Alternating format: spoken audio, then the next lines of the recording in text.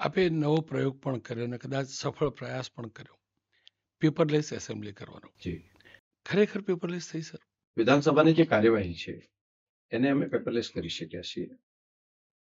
અને દેશમાં કદાચ એ પ્રથમ વખત આટલો સફળતાપૂર્વકનો પ્રયત્ન થયો છે.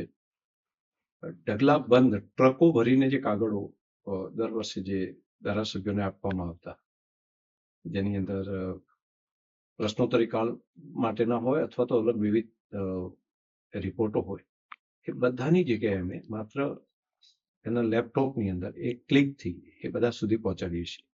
ઇવન હવે પ્રશ્નોત્તરીના જે પ્રશ્નોકાળ છે તે પણ અમે ઓનલાઈન કર્યું છે. એટલે આ બધા કામો પેપરલેસ થઈ ગયા છે.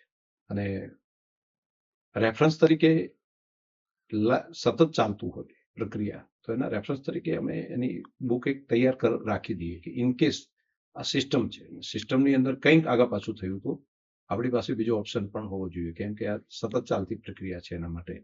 પરંતુ કામ જે છે એ બધું પેપરલેસ એ કરી શકાય. એની ટ્રેનિંગ પણ ધારાસભ્યશ્રીઓ સારી રીતે લીધી. પહેલા પ્રશ્ન એ હતો કે મારા સચિવાલયના કર્મચારીઓએ જ કહ્યું હતું કે આટલું બધું ભણેલા ક્યાંથી હોય, કેટલાક તો જૂના છે અને કમ્પ્યુટર કઈ રીતે ચલાવવું. પછી બીજો પ્રશ્ન આવ્યો કે ધારાસભ્યો તો ક્યાંથી આ બધું શીખેલા હોય, ક્યાંથી ધારાસભ્ય બધા ભણેલા હોય, કમ્પ્યુટર એમને આવડતું હશે, લેપટોપ ક્યાંથી ચલાવશે. પરંતુ એક મક્કમ નિર્ધાર હતો કે આપણે કરીશું, આપણે શીખીશું.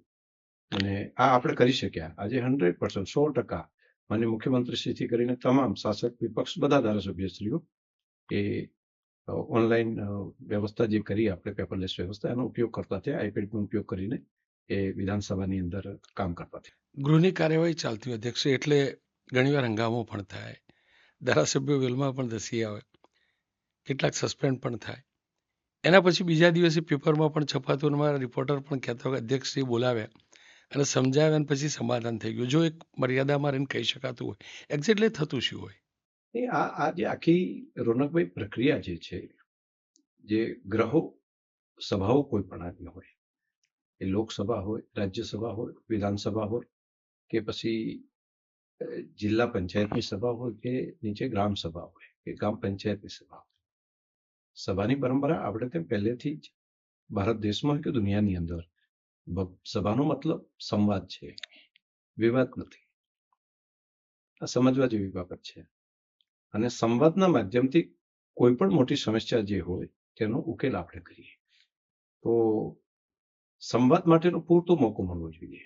એમાં તર્ક પણ હોય, એમાં ટીકા પણ હોઈ શકે, પરંતુ એ સંવાદ હોવો જોઈએ, વિવાદ નહીં. માનો કે કોઈ માણસે ભૂલ કરી હતી, કોઈ ધારાસભ્યશ્રી, અને એ ઉતાવળમાં આવીને એણે કંઈક અવિવેક કર્યો, તો એનો ઉકેલ માત્ર દંડ કે સજા ન હોય. હા, સજા એક માધ્યમ છે, છેલ્લે કોઈ ન રસ્તો હોય તો એના માટેની વ્યવસ્થા છે, પરંતુ સંવાદ તો રાખવો પડે. અબોલા કરીને ન જવાય. એટલે શાસક પક્ષ હોય કે વિપક્ષ હોય, ફરી તેને ભેગા બેસાડવાની વ્યવસ્થા કરીએ. ત્યાં કદાચ ન કરી શકાયું તો સ્પીકરને ઓફિસમાં પણ બોલાવું અને બોલાવીને સામસામે બેસાડીને વાતચીત કરીને ફરી પાછું સંવાદની પ્રક્રિયા ચાલે.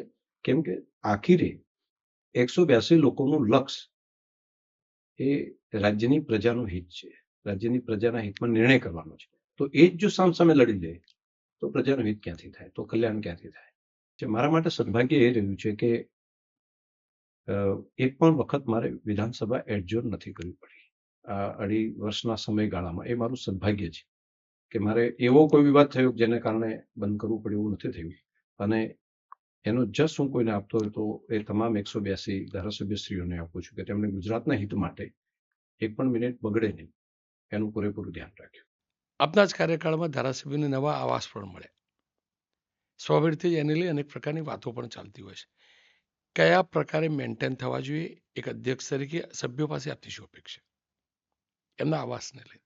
ને આવાસની વ્યવસ્થા જે છે એ મોટા ભાગે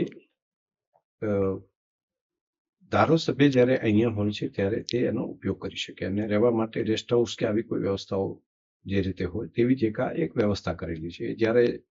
જ્યાં સુધી ધારાસભ્ય હોય ત્યાં સુધી તેમને ત્યાં આગળ રહેવાનું. એ માત્ર એના પોતાના ઉપયોગ માટે હોય છે, તેનો ઉપયોગ બીજા કોઈ કરી શકે એવું ન હોય. એટલે ક્યારેક અગાઉ આજે મીડિયામાં બાકી ચર્ચાઓ આવતી કે એમને ત્યાં, તો કેટલાક લોકો શું કરે, પોતાના વિસ્તારના વિદ્યાર્થીઓ હોય તો એને રહેવા દે, અથવા તો મિત્રો હોય તો એમને રહેવા દે, વ્યવસ્થા કરાવે. તો તેના કારણે કેટલીક આચારસંહિતાઓ તૂટતી હોય છે અને એનો વિવેક ભાન બાકી બધામાં અલગ અલગ હોય છે. તો આ માત્ર ધારાસભ્યો અને એમના પરિવાર માટે ત્યાં આગળ રહીને અથવા એનું કાર્યાલય જે હોય ત્યાં અહીંયા આવે ત્યારે એનો માણસ જે હોય એ ત્યાં આગળ રહીને કામ કરી શકે તેવી વ્યવસ્થા છે. આ વખતે થોડું નવું જે મકાન નવા જે આવાસો આપ્યા છે તો તેની અંદર આ બાબતની કાળજી અમે લીધી છે. પરંતુ મર્યાદાઓ પણ હોય છે. દાખલા તરીકે MLA આવે છે તો તેના માણસો આવ્યા હોય કે એના ફેમિલીનો કોઈ માણસ હોય તેને ચેક કઈ રીતે કરવું, તો એ પણ અથવા તો એ આવ્યા છે તો એને આઈડેન્ટિફિકેશન કઈ રીતે કરવું, એવા અનેક પ્રશ્નો સિક્યુરિટી માટે હોય છે. પરંતુ હવે ટેકનોલોજીનો ઉપયોગ કરીને તેમાં જેટલી સરળતા થઈ શકે એવી સરળતા અને ચીવટ આ બંને બાબતનું ધ્યાન રાખવામાં આવ્યું છે હજુ પણ સાથે મળીને.